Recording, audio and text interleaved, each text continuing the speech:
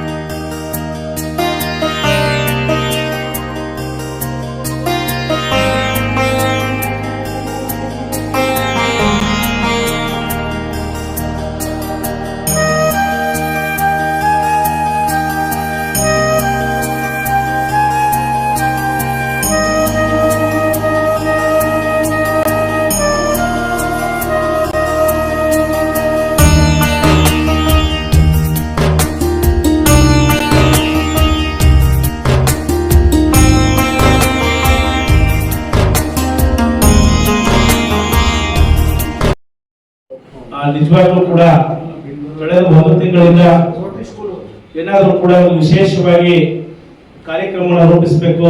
ಮೇ 1ಕ್ಕೆ ಕಾರ್ಮಿಕ ವರ್ಗವನ್ನು ಗುರುತಿಸಬೇಕು, ಶ್ರಮಿಕರನ್ನು ಗುರುತಿಸಬೇಕು, ಅದ್ರ ಜೊತೆಗೆ ಸಾಧಕರನ್ನು ಗುರುತಿಸಿ ಒಂದು ಸನ್ಮಾನವನ್ನು ಮಾಡಬೇಕು ಅನ್ನುವಂತ ಒಂದು ನಿಟ್ಟಿನಲ್ಲಿ ನಮ್ಮ ಚೇತನ್ ಸರ್ ಅವರು ಮತ್ತೆ ನಮ್ಮ ಚುಂಚನ ಅವರು ಮತ್ತೆ ಹಲವಾರು ಸ್ನೇಹಿತರು ಒಂದು ಸಭೆಯನ್ನು ಮಾಡಿ ಈ ತರ ಮಾಡೋಣ.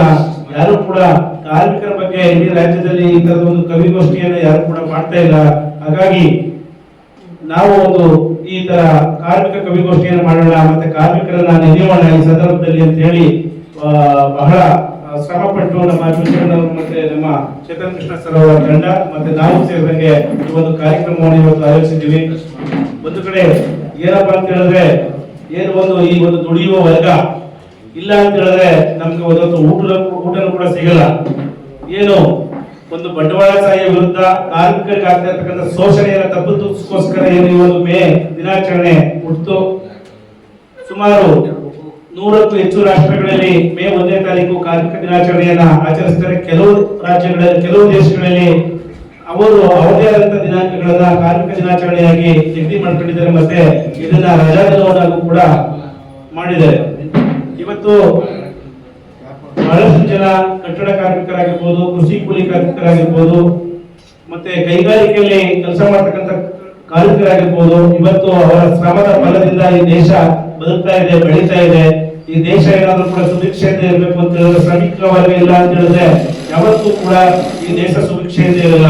ಪ್ರತಿಯೊಬ್ಬರು ಕೂಡ ಕಾಯಕ ಮಾಡಿದಾಗ ಮಾತ್ರ ಈ ದೇಶ ಒಂದು ಸುಭಿಕ್ಷೆಯಿಂದ ಇರಲಿಕ್ಕೆ ಸಾಧ್ಯ. ಹಾಗಾಗಿ ಇಡೀ ವಿಶ್ವದಲ್ಲೇ ಇವತ್ತು ಮೇ 1ನ್ನ ಕಾರ್ಮಿಕ ದಿನಾಚರಣೆಯನ್ನಾಗಿ ಆಚರಣೆ ಮಾಡ್ತಾ ಬಹಳ ಪ್ರಬುದ್ಧವಾಗಿ ಕಾರ್ಮಿಕರ ಸಮಸ್ಯೆಗಳಿಗೋಸ್ಕರ ಬಹಳಷ್ಟು ಸಂಘಟನೆಗಳನ್ನ ಕಟ್ಕೊಂಡು ಇವತ್ತು ವಿಶ್ವಸಂಸ್ಥೆಯ ಅಡಿಯಲ್ಲಿ ಬಹಳಷ್ಟು ಕಾರ್ಮಿಕ ಸಂಘಟನೆಗಳನ್ನ ನೋಂದಣಿ ಮಾಡಿಕೊಂಡು ಕಾರ್ಮಿಕರಾಗ್ತಿರ್ತಕ್ಕಂಥ ದೌರ್ಜನ್ಯಗಳನ್ನ ಖಂಡಿಸ್ತಾ ಈ ಒಂದು ಕಾರ್ಮಿಕರನ್ನ ಪ್ರೋತ್ಸಾಹಿಸ್ತಾ ಮತ್ತೆ ಕಾರ್ಮಿಕರಿಗೆ ಒಂದು ಶ್ರಮಿಕ ವರ್ಗಕ್ಕೆ ಒಂದು ಏನಾದ್ರೂ ಕೂಡ ಒಂದು ದಿನವನ್ನು ನಾವು ಮೀಸಲಿಡಬೇಕು, ಅವ್ರಿಗೆ ಅವರ ಹಕ್ಕುಗಳಿಗೋಸ್ಕರ ನಾವು ಒಂದು ದಿನವನ್ನು ಕಾಯ್ದಿರಿಸಬೇಕು ಅಂತೇಳಿ ಇವತ್ತು ಇಡೀ ವಿಶ್ವ ಮೇ 1ನ್ನ ಕಾರ್ಮಿಕ ದಿನಾಚರಣೆಯನ್ನಾಗಿ ಆಚರಣೆ ಮಾಡ್ತೇವೆ. ಅದರ ಭಾಗವಾಗಿ ನಾವು ಮಳವಳ್ಳಿ ತಾಲೂಕಿನಲ್ಲಿ ಮತ್ತೆ ಸುತ್ತಮುತ್ತಲ ಜಿಲ್ಲೆಗಳಿಂದ ಬಹಳಷ್ಟು ಯುವ ಕವಿಗಳನ್ನ ನಾವು ಯಾಕೆ ಕಾರ್ಮಿಕರ ಬಗ್ಗೆ, ಕಾರ್ಮಿಕರ ನೋವು ಹಳಿವು ಅವರ ಉಳಿವಿನ ಬಗ್ಗೆ ಯಾಕೆ ನಾವು ಒಂದು ಕಾರ್ಮಿಕ ಕವಿಗೋಷ್ಠಿಯನ್ನು ಮಾಡಬಾರ್ದು ಅಂತ ಹೇಳಿ ತೀರ್ಮಾನ ಮಾಡಿದಾಗ ಒಂದು ಒಳ್ಳೆ ಆಯ್ಕೆ. ಇಂಥ ಒಂದು ಕಾರ್ಮಿಕ ಕವಿಗೋಷ್ಠಿಗಳು ಹಾಕಬೇಕು ಅನ್ನುವಂಥ ಒಂದು ಚಿಂತನೆಯಲ್ಲಿ ನಾವು ಈ ಕಾರ್ಯಕ್ರಮವನ್ನು ರೂಪಿಸಿದ್ವಿ. ಆದ್ರೂ ಕೂಡ ಬಹಳಷ್ಟು ಜನ ಇವತ್ತು ಬೇರೆ ಬೇರೆ ತಾಲೂಕು ಜಿಲ್ಲೆಗಳಿಂದ ಬಂದಿರತಕ್ಕಂಥದ್ದು ತುಂಬಾ ಖುಷಿ ಕೊಡ್ತಕ್ಕಂಥ ವಿಚಾರ. ಇದನ್ನ ಮುಂದಿನ ದಿನಗಳಲ್ಲಿ ಇನ್ನು ದೊಡ್ಡ ಮಟ್ಟಕ್ಕೆ ಕೊಂಡೊಯ್ಯತಕ್ಕಂಥದ್ದು ಮತ್ತೆ ಕನ್ನಡ ಸಾಹಿತ್ಯವನ್ನ ಒಂದು ವಿಶ್ವರೂಪಗೊಳಿಸ್ತಕ್ಕಂಥ ಮಟ್ಟದಲ್ಲಿ ನಾವು ನೀವೆಲ್ಲರೂ ಕೂಡ ಕೆಲಸ ಮಾಡೋಣ. ಈ ಒಂದು ಕಾರ್ಮಿಕ ಕವಿಗೋಷ್ಠಿ ಸಂಪೂರ್ಣವಾಗಿ ಯಶಸ್ವಿಯಾಗಲಿ, ಕಾರ್ಮಿಕರಿಗೆ ಜಯವಾಗಲಿ, ಕಾರ್ಮಿಕರಿಗೆ ಒಳ್ಳೆ ಸವಲತ್ತು ಸಿಗುವಂತಾಗಲಿ, ಕಾಯಕವನ್ನು ಮಾಡ್ತಕ್ಕಂಥ ಎಲ್ಲರೂ ಕೂಡ ಒಳ್ಳೆಯದಾಗಲಿ ಅಂತಕ್ಕಂಥ ಮಾತನ್ನ ಈ ಸಂದರ್ಭದಲ್ಲಿ ಆಶಿಸ್ತಾ, ಏನು ಇವತ್ತು ಇಂಥ ಒಂದು ಸುಂದರವಾದಂತಹ ಕಾರ್ಯಕ್ರಮವನ್ನ ಮೇ 1 ಇಡೀ ರಾಷ್ಟ್ರ ಇಡೀ ಒಳ್ಳೆ ಆಗಿರ್ತಕ್ಕಂಥ ಕಾರ್ಯಕ್ರಮವನ್ನ ನಮ್ಮನ್ನ ಕರೆಸಿ ಒಂದು ಉದ್ಘಾಟನೆಯನ್ನು ಮಾಡಲಿಕ್ಕೆ ಅವಕಾಶ ಮಾಡಿಕೊಡುವಂತ ಎಲ್ಲರಿಗೂ ಕೂಡ ನಾನು ವಂದಿಸಿ ನನ್ನ ಮಾತುಗಳನ್ನ ಮುಕ್ತಾಯ ಮಾಡ್ತೇನೆ. ನಾವು ಕಾರ್ಮಿಕರು, ಹಣೆಯಲ್ಲಿ ಬೆವರು ಸುರಿಸುವವರು, ತುತ್ತು ಕೋಳಿಗಾಗಿ ಶ್ರಮಿಸುವವರು, ನೊಂದು ಬೆಂದು ಬಾಳುವವರು ನಾವು ಕಾರ್ಮಿಕರು, ನೊಂದು ಬೆಂದು ಬಾಳುವವರು ನಾವು ಕಾರ್ಮಿಕರು. ಒಂದು ಕೆಲಸಕ್ಕಾಗಿ ತಡಕಾಡುವವರು, ಮನೆ ಮಂದಿಗಾಗಿ ಜೀವಿಸುವವರು, ಏನಾದರಾಗಲೆಂದು ದುಡಿಯುವವರು ನಾವು ಕಾರ್ಮಿಕರು, ಏನಾದರಾಗಲೆಂದು ದುಡಿಯುವವರು ನಾವು ಕಾರ್ಮಿಕರು. ಮಕ್ಕಳ ಸುಖವ ಬಯಸುವವರು, ಒಂದಿಷ್ಟು ಕಾಸು ಗಳಿಸುವವರು, ದೊಡ್ಡ ಕನಸೊಂದ ಕಾಣುತ್ತಾ ಕುಳಿತವರು ನಾವು ಕಾರ್ಮಿಕರು, ದೊಡ್ಡ ಕನಸೊಂದ ಕಾಣುತ್ತಾ ಕುಳಿತವರು ನಾವು ಕಾರ್ಮಿಕರು. ಅನ್ಯ ಮಾರ್ಗ ಹಿಡಿಯದವರು, ದೇಶದ ಪ್ರಗತಿಗೆ ಮಣಿಯುವರು, ಮೋಸಗೈಯದವರು ಕಳ್ಳರಲ್ಲ ನಾವು ಕಾರ್ಮಿಕರು, ಮೋಸಗೈಯದವರು ಕಳ್ಳರಲ್ಲ ನಾವು ಕಾರ್ಮಿಕರು. ಧನ್ಯವಾದಗಳು.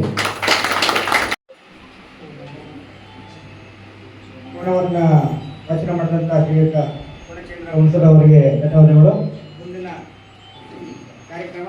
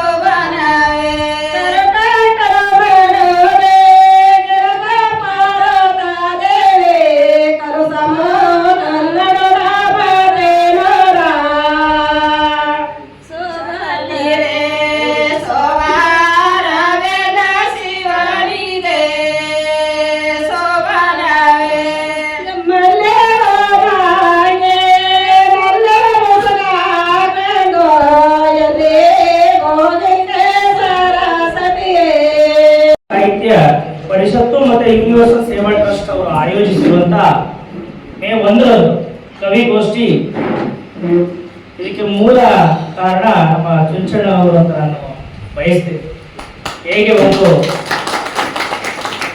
ಗುಬ್ಬಿ ಗೂಡನ್ನ ಕಟ್ಟುತ್ತೆ, ಎಲ್ಲ ಕಡೆ ಒಂದೊಂದು ಕಡ್ಡಿ, ಎಲ್ಲ ಒಂದೊಂದು ಎಳೆ ದಾರಗಳನ್ನು ತಂದು ಒಂದು ಸುಂದರವಾದ ಒಂದು ಗೂಡನ್ನ ಕಟ್ಟುತ್ತೆ. ಹಾಗೇನೆ ಅವರು ತುಂಬಾ ಶ್ರಮಪಟ್ಟು ಈ ಒಂದು ಕಾರ್ಯಕ್ರಮವನ್ನ ದೊಡ್ಡ ದೊಡ್ಡ ವ್ಯಕ್ತಿಗಳನ್ನೆಲ್ಲ ಒಂದ್ ಕಡೆ ಕೂಡಿಸಿ ಈ ಕಾರ್ಯಕ್ರಮವನ್ನ ಆಯೋಜನೆ ಮಾಡಿದ್ದಾರೆ. ಇನ್ನೊಂದು ವಿಶೇಷ ಏನಪ್ಪಾ ಅಂದ್ರೆ, ಎಲ್ಲರೂ ಒಂದೊಂದು ವಿಶೇಷ ದಿನಗಳಲ್ಲಿ ಯುಗಾದಿ ಕವಿಗೋಷ್ಠಿ ಮಾಡಬಹುದು, ಸಂಕ್ರಾಂತಿ ಕವಿಗೋಷ್ಠಿ ಮಾಡಬಹುದು. ಆದ್ರೆ ಕಾರ್ಮಿಕ ಕವಿಗೋಷ್ಠಿ ಮಾಡೋರು ಯಾರಪ್ಪ ಅಂದ್ರೆ, ತುಂಬಾ ಜೀವನದಲ್ಲಿ ನೊಂದಿರೋರು, ಕೆಳಮಟ್ಟದಿಂದ ಮೇಲ್ಮಟ್ಟಕ್ಕೆ ಬಂದಿರುವಂತವ್ರು, ಶ್ರಮಿಕರು, ಇಂಥವ್ರು ಮಾತ್ರ ಆ ಒಂದು ಹೃದಯ ವಿಶಾಲತೆಯನ್ನ ಹೊಂದಿರ್ತಾರೆ. ಅಂತ ಒಂದು ಮೇ 1 ಕಾರ್ಮಿಕ ದಿನಾಚರಣೆಯನ್ನ ಅಂಗವಾಗಿ ಕವಿಗೋಷ್ಠಿಯನ್ನ ಆಯೋಜನೆ ಮಾಡಿದ್ದಾರೆ. ಅವರಿಗೆ ಕಾರ್ಮಿಕರಿಗೆ ಗೌರವ ಮತ್ತೆ ಸನ್ಮಾನ ಕಾರ್ಯಕ್ರಮವನ್ನ ಇಟ್ಕೊಂಡಿದ್ದಾರೆ. ಮೇ 1 ಅಂತಾರಾಷ್ಟ್ರೀಯ ಕಾರ್ಮಿಕ ದಿನಾಚರಣೆ ಯಾಕೆ ಇದು ಉಟ್ಕೊಳ್ತು? 1886ರಲ್ಲಿ ಚಿಕಾಗೋದಲ್ಲಿ ಇಲಿಯಾನ್ ಅನ್ನೋ ಪ್ರದೇಶದಲ್ಲಿ ಕಾರ್ಮಿಕರಿಗೆ ಆದ ದಮನಕಾರಿ ದೌರ್ಜನ್ಯಕ್ಕೆ ಅಂಗವಾಗಿ ಈ ಒಂದು ಕಾರ್ಮಿಕ ದಿನಾಚರಣೆಯನ್ನ ಆಚರಿಸ್ತಾರೆ. ಮತ್ತೊಂದು ಏನಪ್ಪಾ ಅಂದ್ರೆ, ಮೇ 1 ಅಂತಾರಾಷ್ಟ್ರೀಯ ಸಮಾಜವಾದಿ ಅಧಿವೇಶನ, ಪ್ರಥಮ ಅಧಿವೇಶನದ ಅಂಗವಾಗಿ, ಅದರ ನೆನಪಿಗಾಗಿ ಕಾರ್ಮಿಕರ ದಿನವನ್ನ ಮೇ 1 ಹಮ್ಮಿಕೊಳ್ಳಲಾಗಿದೆ.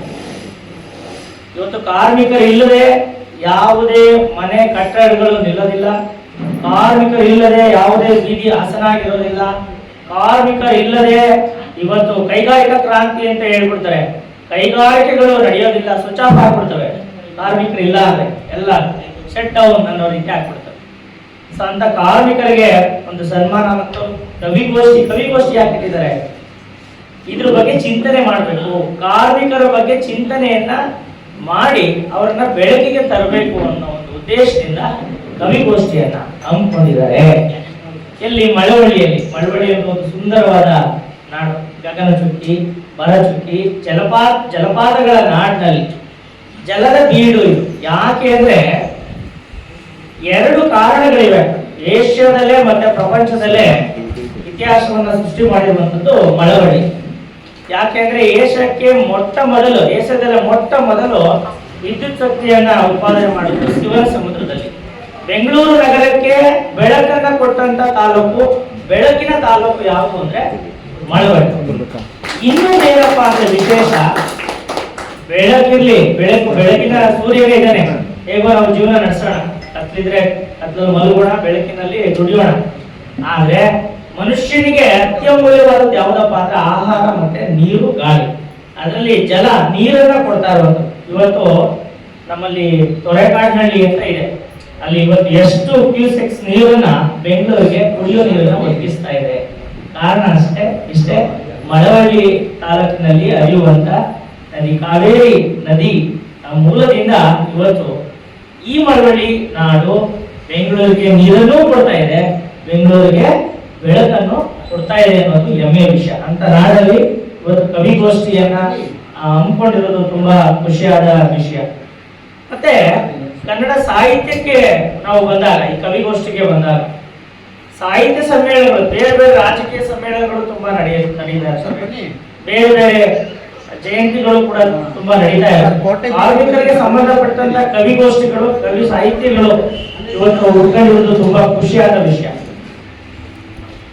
ಈ ಸಾಹಿತ್ಯದಲ್ಲಿ ಕನ್ನಡ ಅಂತ ಬಂದಾಗ, ಕನ್ನಡ 2500 ವರ್ಷಗಳ ಹಳೆಯದಾದ ಒಂದು ಭಾಷೆ. ಅಷ್ಟು ವರ್ಷಗಳಿಂದನೇ ಕನ್ನಡನ ಮಾತಾಡ್ತಾ ಇದ್ದಾರೆ. ತುಂಬಾ ಅಚ್ಚುಕಟ್ಟಾಗಿ ತುಂಬಾ ಚೆನ್ನಾಗಿ ಕನ್ನಡ ಮಾತಾಡುವಂತ ಜಿಲ್ಲೆ ಯಾವುದು ಅಂದ್ರೆ ಮಂಡ್ಯ ಜಿಲ್ಲೆ. ವಿಶೇಷವಾಗಿ ಅವ್ರ ಮಾತುಗಳನ್ನ ಕೇಳಿ ತುಂಬಾ ಇಷ್ಟಪಡೋದು ಯಾವುದು ಅಂದ್ರೆ ಮಳವಳ್ಳಿ ಭಾಷೆನ ತುಂಬಾ ಮಾತಾಡೋದನ್ನ ತುಂಬಾ ಇಷ್ಟಪಡ್ತಾರೆ ಎಲ್ಲಾ ಕಡೆ, ಕರ್ನಾಟಕದಾದ್ಯಂತ. ಈ 2500 ವರ್ಷಗಳ ಹಳೆಯದಾದ ಒಂದು ಈ ಭಾಷೆ ಸರಳ, ಸುಲಭ, ಸುಂದರವಾದ ಭಾಷೆ. ಕವಿ ಮಹಾಲಿಂಗರಾಗ ಅವರು ಮಾತು ಹೇಳ್ತಾರೆ, ಸುಲಿದ ಬಾಳೆಯ ಹಣ್ಣಿನಂದದಿ, ಸಿಗುರು ತೆಗೆದ ಕಬ್ಬಿನಂದದಿ, ಉಷ್ಣ ಹರಿದ ಹಾಲಿನಂದದಿ, ಸುಲಭವಾಗಿರುವ ಕನ್ನಡ ನುಡಿ ಅಂತ ಹೇಳ್ತಾರೆ. ಮಾತಾಡಲಿಕ್ಕೆ ತುಂಬಾ ಸುಲಭ, ಆದ್ರೆ ಅಧ್ಯಯನ ಮಾಡಕ್ಕೆ ಹೋದ್ರೆ ಇದು ಸಮುದ್ರಕ್ಕಿಂತಲೂ ಆಳ, ಸಮುದ್ರಕ್ಕಿಂತಲೂ ವಿಶಾಲವಾದದ್ದು. ಯಾಕೆಂದ್ರೆ ಇವತ್ತು ಕವನಗಳನ್ನ ಕುಂತಲೇ ಬರ್ಕೊಡ್ಬೋದು. ಹಿಂದೆ ಕವಿ ಹರಿಹರ ರಗಳೆ ಕವಿಗಳಾಗಿರ್ಬೋದು, ರಾಘವಾಂಕ ಆಗಿರ್ಬೋದು, ಇವರೆಲ್ಲ ಛಂದಸ್ಸುಗಳಲ್ಲಿ ಲಘು ಗುರುಗಳನ್ನ, ಮಾತ್ರೆಗಳನ್ನ ಅವೆಲ್ಲ ಸರಿಯಾಗಿ ಒಂದೇ ರೀತಿಯಲ್ಲಿ ಪದ್ಯಗಳನ್ನ ರಚನೆ ಮಾಡ್ತಿದ್ರು. ಛಂದಸ್ಸಿನಲ್ಲಿ ಪದ್ಯಗಳನ್ನ ರಚನೆ ಮಾಡ್ತಾ ಇದ್ರು. ಆ ರೀತಿ ಇವತ್ತು ಇಲ್ಲಿ ಯಾರಾದ್ರೂ ಒಬ್ರು ರಚನೆ ಮಾಡ್ಲಿಕ್ಕೆ ತುಂಬಾ ಕಷ್ಟ. ಅಷ್ಟು ಒಂದು ಶ್ರೀಮಂತವಾದ ಭಾಷೆ ಅಂತ ನಾವು ಕನ್ನಡವನ್ನ ಹೇಳ್ಬೋದು. ಅಧ್ಯಯನ ಮಾಡ್ಲಿಕ್ಕೆ ತುಂಬಾ ಕಷ್ಟ, ಆದ್ರೆ ಕವನಗಳನ್ನ ಬಳಿಕೆ ಮಾತಾಡ್ಲಿಕ್ಕೆ ತುಂಬಾ ಸುಲಭವಾದ ಭಾಷೆ ಯಾವುದು ಅಂದ್ರೆ ಅದು ನಮ್ಮ ಕನ್ನಡ ಅಂತ ನಾವು ಹೇಳ್ತಿ ಬಯಸ್ತೇವೆ.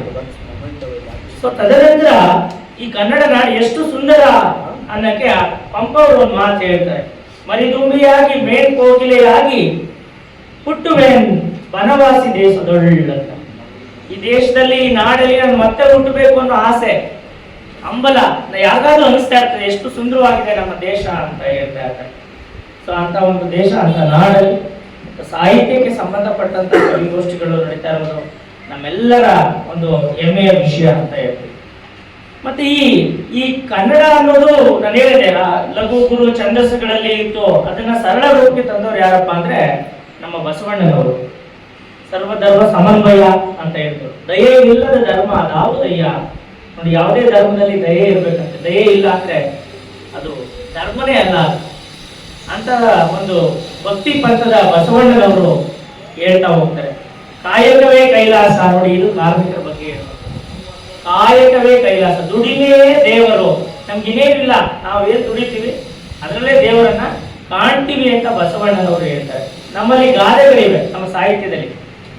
ಯಾವುದು ಕಾರ್ಮಿಕರ ಬಗ್ಗೆ ನಾವು ಮಾಡೋದಾಗ ಸೊ ದುಡಿಮೆ ದೇವರು ಅಂತ ನಾವು ಹೇಳ್ತಾ ಹೋಗ್ತೀವಿ. ಆಳಾಗಿ ದುಡಿ ಅರಸನಾಗಿ ಮೇರಿ ಅಂತ ಹೇಳಿ. ಇವತ್ತು ಯಾರು ಆಳಾಗಿ ದುಡಿತಾ ಇದ್ದಾರೋ ಅವ್ರು ಮುಂದಿನ ದಿನಗಳಲ್ಲಿ ಅರಸರಾಗಿ ಬಾಳೋದು ಖಂಡಿತ ಖಚಿತ.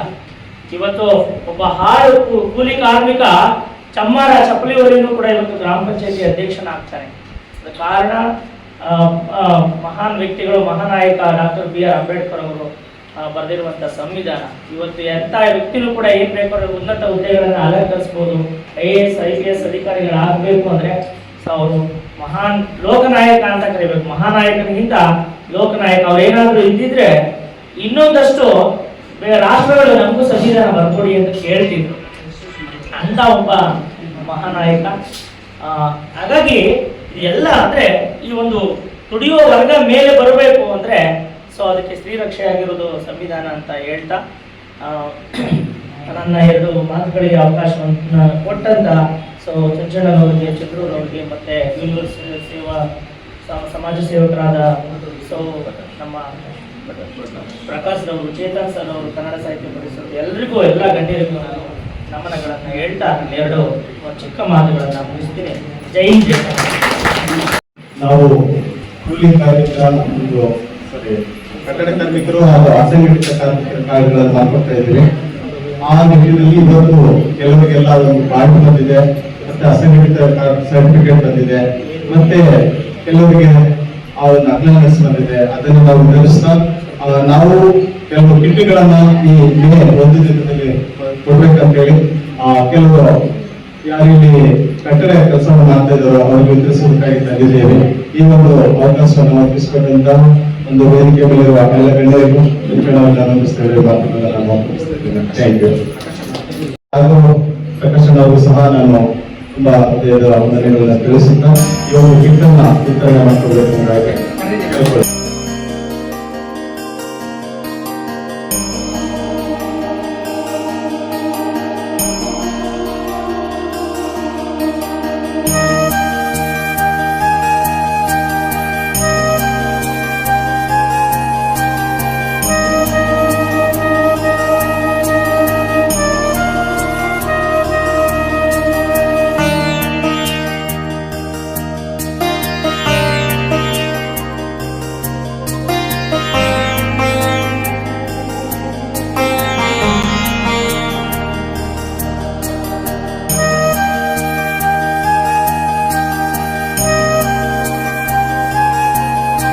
ಸೆಕೆಂಡ್ PUC ಓದ್ತಾ ಇದ್ದು ಡಿಸ್ಟಿಂಕ್ಷನ್ ಬಂದಿದ್ದಾರೆ, ಆ ಒಂದು ಕಾಲೇಜಲ್ಲಿ ಕೀರ್ತಿ ತಂದಿದ್ದಾರೆ, ಪೇಪರ್ ಎಲ್ಲ ಬಂದಿರ್ತಾರೆ. ಈಗ ವಿದ್ಯಾರ್ಥಿ ಜೀವನದಲ್ಲಿ ಸಾಕಷ್ಟು ಕವಿತೆಗಳನ್ನು ಬರೆದು ಒಂದು ಪುಸ್ತಕನ ಬಿಡುಗಡೆ ಮಾಡಿದ್ದಾರೆ. ಶಿವಕುಮಾರ ಸ್ವಾಮೀಜಿಯವರ ಬಗ್ಗೆ ಒಂದು ಪುಸ್ತಕವನ್ನು ಬಿಡುಗಡೆ ಮಾಡ್ತಿದ್ದಾರೆ. ಅದನ್ನ ನಮ್ಮ ಜಾನಪದ ವಿದ್ವಾಂಸರಾದಂಥ ಶ್ರೀಯುತ ರಾಜು ಗುಂಡಾಪುರ ಅವರು ಇವತ್ತು ಬಿಡುಗಡೆ ಮಾಡಿ ಅವ್ರನ್ನ ಆಶೀರ್ವದಿಸಬೇಕು. ಮತ್ತೆ ಇರ್ತಕ್ಕಂಥ ಕವಿಗಳು ಮತ್ತೆ ಗಣ್ಯರು ಇದನ್ನ ಪುಸ್ತಕನ ಕೊಂಡ್ಕೊಂಡು ಆ ಊರಿಗೆ ಪ್ರೋತ್ಸಾಹ ನೀಡಬೇಕಂತ ಹೇಳಿ ಕೇಳ್ತಾರೆ.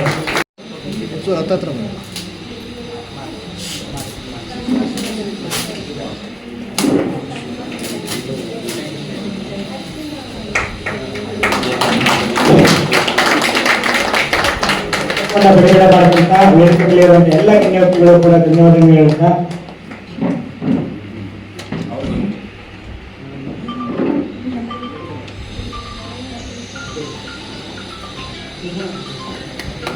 ಒಂದು ಪುಸ್ತಕವನ್ನ ಹಣವನ್ನು ಕೊಟ್ಟು ಕೊಂಡ್ಕೊಳ್ಬೇಕು. ಈ ಒಂದು ಯುವ ಕವಿಯನ್ನ ನೀವೆಲ್ಲರೂ ಪ್ರೋತ್ಸಾಹಿಸಬೇಕಂತ ಹೇಳೋದಕ್ಕೆ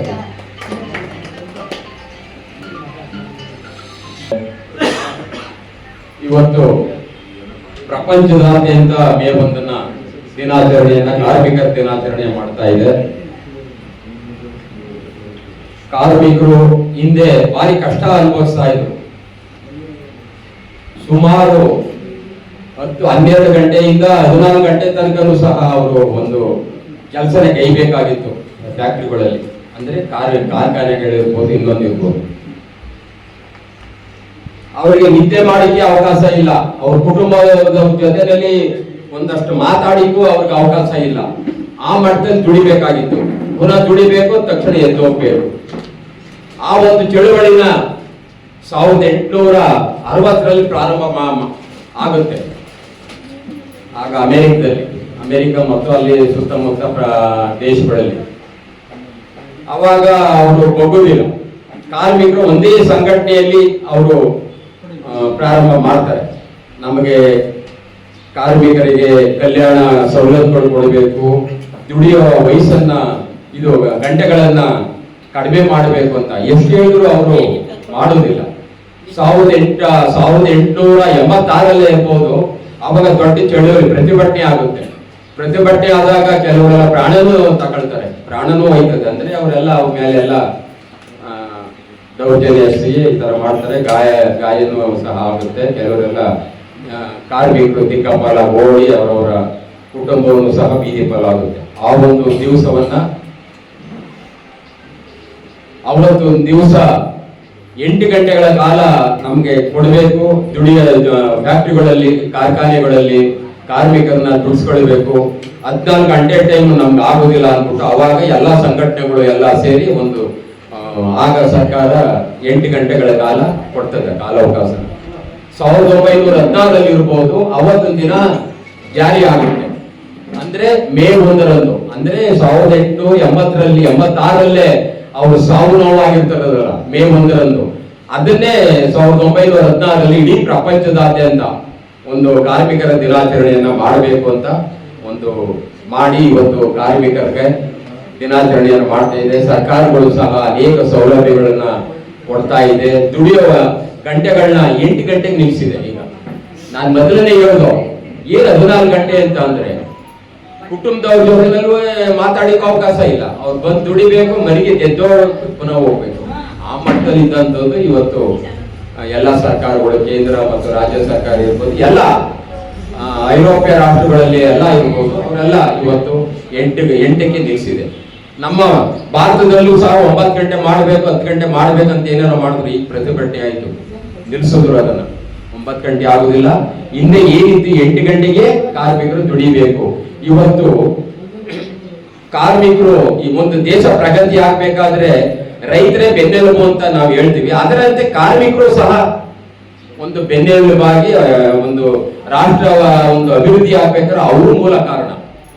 ಅವ್ರು ಇಲ್ಲ ಅಂದ್ರೆ ಭಾರಿ ಕಷ್ಟ. ಯಾವ ದೇಶನೂ ಅಭಿವೃದ್ಧಿ ಆಗುದಿಲ್ಲ, ಏನೂ ಮಾಡಿಕ್ ಆಗುದಿಲ್ಲ. ಅದಕ್ಕೆ ಇವತ್ತು ರಾಜ್ಯ ಸರ್ಕಾರ ಪೌರ ಕಾರ್ಮಿಕರಿಗೆ ಸುಮಾರು ಒಂದು 13,000 ಜನರಿಗೆ ಕಾಯಂ ಮಾಡಿದೆ. ಇವತ್ತು ನಾನು ರಾಜ್ಯ ಸರ್ಕಾರಕ್ಕೆ ಅಭಿನಂದನೆಗಳನ್ನ ಸಲ್ಲಿಸ್ತೇನೆ. ಯಾಕೆಂದ್ರೆ ಭಾರಿ ನೇರ ಪಾವತಿನಲ್ಲಿ ಈಗ ಅವರು ಒಂದು ಭದ್ರ ಬುನಾದಿ ಜೀವನಕ್ಕೆ ಹಾಕೊಟ್ರು. ಪರ್ಮನೆಂಟ್ ಆದ್ರೆ ಅವರು ಒಂದು ದುಡಿತಾರೆ. ಅವ್ರು ಕರ್ದೇಟಕ್ಕೆ ಹೋಗುವ ನಮ್ ಪರ್ಮಿಟ್ ಮಾಡಿದೆ ಅನ್ಕೊಂಡ್ ದುಡಿತಾರೆ. ಈಗ ಏನಿಲ್ಲ, ಕಂಪ್ನಿಯವರ ಅನುಯಾಯ ಆಗಿ ಕೆಲಸ ಮಾಡ್ಬೇಕು ಇವತ್ತು. ಈಗೆಲ್ಲ ಗುತ್ತಿಗೆ ಅಂತ ಅಂದ್ರೆ ಕಂಪ್ನಿ, ಯಾವ್ದೋ ಕಂಪ್ನಿ ಕಾಂಟ್ರಾಕ್ಟ್ ತಗೊಂಡಿರ್ತಾನೆ, ಅವ್ರೊಂದು ನೇಮಕ ಮಾಡ್ತಾನೆ, ಅವ್ರು ದುಡ್ಡು ಕೊಡ್ತಾರೆ, ಸರಿಯಾಗಿಲ್ಲ, 2 ತಿಂಗಳು 3 ತಿಂಗಳು ಸಂಬಳ ಇರುವುದಿಲ್ಲ. ಪಾಪ ಅವರೆಲ್ಲ ಸಾಲಗಾರ ಆಗ್ತಾರೆ. ಅಲ್ಲಿ ಇಲ್ಲಿ ಸಾಲದವರೆಲ್ಲ ಮನೆ ತಾವೆಲ್ಲ ಬಂದು ಗಲಾಟೆ ಮಾಡ್ತಾರೆ, ಎಲ್ಲ ಸಂಘ ಸಂಸ್ಥೆಗಳಲ್ಲಿ ಸಾಲ ತಗೊಂಡಿರ್ತಾರೆ, ಕೆಲವರೆಲ್ಲ ಆತ್ಮಹತ್ಯೆನೂ ಮಾಡ್ಕೊತಾರೆ. ಹಂಗೆಲ್ಲ ಆಗಿರ್ಬೋದು ಅಂತ ಆ ತರ ಕಷ್ಟ ಅನುಭವಿಸಿದ್ದಾರೆ. ಅದಕ್ಕೋಸ್ಕರ ಇವತ್ತು ಕಾಯಂ ಆದ್ಮೇಲೆ ಈಗ ಅವಾಗ ಒಂದು ಭದ್ರ ಬುನಾದಿ ಆಗಿದೆ. ಇವತ್ತು ಕಾಯಂ ಆಗಿದೆ, ನಮ್ಮ ಕುಟುಂಬಕ್ಕೆ ನಾನು ಒಂದು ಆಧಾರ ಆಗಿದ್ದೇನೆ ಅನ್ನೋದು ಒಂದು ಭಾವನೆ ಆಗಿದೆ. ಆ ರಾಜ್ಯ ಸರ್ಕಾರಕ್ಕೆ ನಾವೆಲ್ಲ ಅಭಿನಂದನೆ ಸಲ್ಲಿಸೋಣ. ಇನ್ನೂ ಅನೇಕ ಈಗ ಕಾರ್ಮಿಕ ಇಲಾಖೆಯಿಂದ ಕಿಟ್ಗಳು ಕೊಡ್ತಾರೆ, ಎಲ್ಲ ಪ್ರತಿಯೊಂದು ಸೌಲಭ್ಯ ಇದೆ. ಯಾರೇ ಸತ್ತೋದ್ರು ಅವರಿಗೆ ಒಂದು ಅವ್ರ ಕುಟುಂಬದಲ್ಲಿ ಒಂದು 1 ಲಕ್ಷ 2 ಲಕ್ಷ ಅದೆಲ್ಲ ಕೇಳಿ ತಿಳ್ಕೊಂಡಿದ್ದೇನೆ ನಾನು. 1 ಲಕ್ಷ ಎಷ್ಟು 2 ಲಕ್ಷ ಏನೋ ಪರಿಹಾರ ಕೊಡ್ತಾರೆ ಕಟ್ಟಡ ಕಾರ್ಮಿಕರಿಗೆ. ಆ ತರ ಒಂದು ಸರ್ಕಾರ ಅನೇಕ ಯೋಜನೆಗಳು ರೂಪಿಸಿದೆ. ಈ ಒಂದು ಕಾರ್ಮಿಕರ ದಿನಾಚರಣೆಗೆ ಈ ಒಂದು ನಮ್ಮ ಈ ಪ್ರಕಾಶ್ ಅವರು, ನಮ್ಮ ಚುಂಚಯ್ಯನವರು ಜಂಟಿಯಾಗಿ, ನಮ್ಮ ಕನ್ನಡ ಸಾಹಿತ್ಯ ಪರಿಷತ್ ಎಲ್ಲರೂ ಜಂಟಿಯಾಗಿ ಇದೊಂದು ಒಳ್ಳೆ ಕಾರ್ಯಕ್ರಮವನ್ನ ರೂಪಿಸಿದ್ದಾರೆ. ತಿಳುವಳಿಕೆಗೂ ಸಹ ಎಲ್ಲ, ಯಾಕೆಂತಂದ್ರೆ ನಾವೆಲ್ಲ ಒಂದೇನೆ ಕಾರ್ಮಿಕರು, ನಾವೆಲ್ಲ ಒಂದೇನೆ, ನಾವು ಒಂದಲ್ಲ ಒಂದು ಕಾರ್ಮಿಕರು, ನಾವೇನ್ ಕೆಲಸ ಮಾಡ್ಬೇಕಾದ್ರೆ. ಅದಕ್ಕೋಸ್ಕರ ಅವರ ಕೂಗಿಗೆ ಒಂದು ದೇಶ ಜರಿಯಾಗಿ ನಿಂತು ಈ ಅವರ ಕೆಲಸಗಳನ್ನ ಮಾಡ್ತದೆ ಅಂತ ನಾನು ನಂಬಿದ್ದೇನೆ. ಎಲ್ರಿಗೂ ಒಳ್ಳೇದಾಗ್ಲಿ, ಕಾರ್ಮಿಕರು ಒಳ್ಳೇದಾಗ್ಲಿ. ಜೈ ಜೈ ಕರ್ನಾಟಕ. ಕಾರ್ಮಿಕರು ನಾವು ಕಾರ್ಮಿಕರು ಕಾಯಕವೇ ಕೈಲಾಸ ಎಂದು ಬದುಕುವ ನಿತ್ಯ ಕಾರ್ಮಿಕರು. ಹಗಲಿರುಳು ಎನ್ನದೆ ದುಡಿಯುವ ನಿಸ್ವಾರ್ಥತೆ ಬದುಕುವವರು ನಾವು ಕಾರ್ಮಿಕರು. ಸಮಾಜದ ಒಳಿತಿಗಾಗಿ ಬದುಕುವವರು, ಸಮಾಜದ ಏಳಿಗಾಗಿ ದುಡಿಯುವವರು, ಸಮಾಜದ ಹಂಕು ಡೊಂಕುಗಳನ್ನು ತಿದ್ದುವ ಬರಹಗಾರರು, ಬಡಬಲ್ಲಿದರ ಕಷ್ಟಗಳಿಗೆ ಸ್ಪಂದಿಸುವ ಧೀರ ಕಾರ್ಮಿಕರು, ಮನೆ ಮಠ ಗುಡಿ ಗೋಪುರಗಳನ್ನು ಕಟ್ಟುವವರು ನಾವು ಕಾರ್ಮಿಕರು. ಅಡಹೊಟ್ಟೆಯಲ್ಲಿ ಹಲೆ ಹಲೆದು ದಣಿ ಹೊಲಿಯದೆ ತುತ್ತು ಕೂಳಿಗಾಗಿ ಹರಿಯುವ ಕಾರ್ಮಿಕರು, ಭೂಮಿ ತಾಯಿಗೆ ಬೆವರನ್ನು ಸುರಿಸುವವರು, ಭೂಮಿ ತಾಯಿಯಲ್ಲಿ ಅನ್ನವನ್ನು ಬೆಳೆಯುವ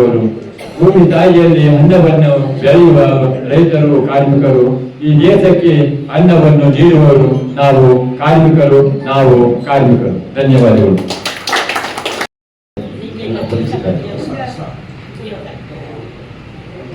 ನನ್ನ ಕವಿತೆಯ ಶೀರ್ಷಿಕೆ ಕಾರ್ಮಿಕ. ಶ್ರಮದ ಪ್ರತೀಕ ನಮ್ಮ ಕಾರ್ಮಿಕ, ದುಡಿಮೆ ಇವನ ದೈವ ಕಾಯಕ, ತುರ್ತು ಸೇವೆಗೆ ಬರುವ ನಾಯಕ, ಸದಾ ಸಿದ್ಧನು ನಮ್ಮ ಈ ಸೇವಕ. ಬೆವರ ಹನಿಗಳು ಬಡತನವ ಅಳಿಸಿವೆ, ದುಡಿಯುವ ಕೈಗಳು ಶ್ರೀಮಂತಗೊಂಡಿವೆ. ಕೈಯ ಕಟ್ಟಿ ಕೂರಬೇಡ ನೀನು, ದುಡಿದು ನೋಡು ಬಾಳೆಲ್ಲ ಜೇನು. ದೇಶ ಕಟ್ಟಲು ಬೇಕು ನಿನ್ನ ಸಹಕಾರ, ಕೈಯ ಮುಗಿದು ನಿನಗೆ ಮಾಡಬೇಕು ನಮಸ್ಕಾರ. ನೋವು ನಲಿವು ಎಲ್ಲ ನಿನ್ನ ಕಾಯಕದಲ್ಲಿ, ಪ್ರೀತಿ ಪ್ರೇಮ ಎಲ್ಲ ನಿನ್ನ ತ್ಯಾಗದಲ್ಲಿ. ಪ್ರಜೆಗಳ ಕ್ಷೇಮವೇ ನಿನ್ನ ಧರ್ಮವು, ದುಡಿಯುವ ಕೈಗಳೇ ನಿನ್ನ ಧೈರ್ಯವು. ದುಡಿದು ಬದುಕು ಎಂದಿದೆ ನಿನ್ನ ಧ್ಯೇಯವು, ಕುಳಿತು ಮಡಿದು ಹೋದರೆ ನಿನ್ನ ಕರ್ಮವು. ದುಡಿಯುವ ವರ್ಗಕ್ಕೆ ನೀನೇ ಸ್ಫೂರ್ತಿ, ನಿನ್ನ ನಂಬಿ ಬದುಕುತ್ತಿರುವ ಮಡದಿ ಮಕ್ಕಳಿಗೆ ನೀನೇ ಕೀರ್ತಿ. ದೇಶದ ಅಭಿವೃದ್ಧಿಯ ಪಥಕ್ಕೆ ನೀನೇ ಸಾರಥಿ, ಸ್ವಾರ್ಥಿಗಳ ನಡುವೆ ಕಾಯಕವೇ ಕೈಲಾಸ ಎನ್ನುತ್ತಿರುವ ದೊಡ್ಡ ನಿಸ್ವಾರ್ಥಿ.